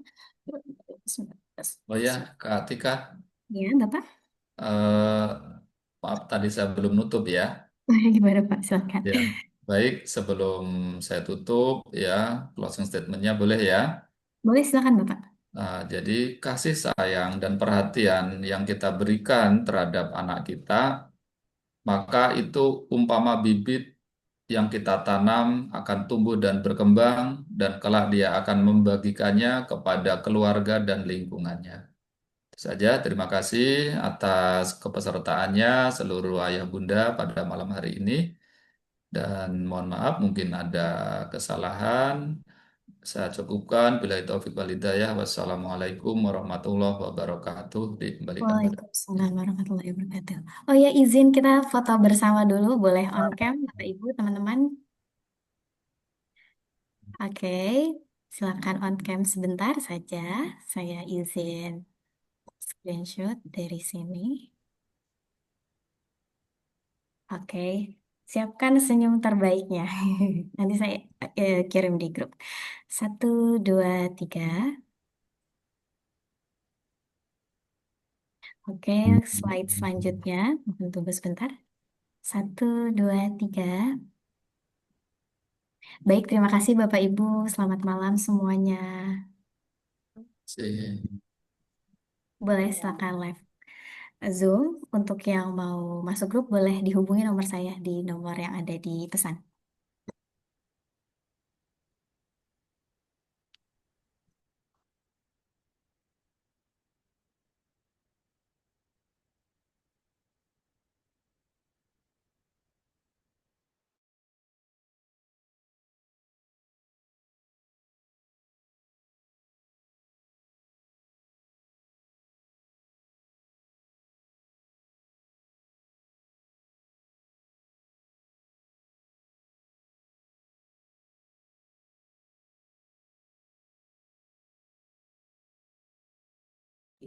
Baik, jika sudah di-save nomornya, sudah dihubungi, nanti saya masukin ke grup ya teman-teman.